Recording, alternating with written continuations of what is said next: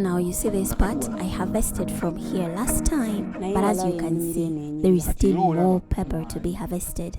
So you don't stop harvesting. Anytime you get an order, you can go ahead and harvest. Now you see here, we harvested here last Friday. Now today we are not harvesting here, we are harvesting the other side, because last Friday we harvested here 2 bags.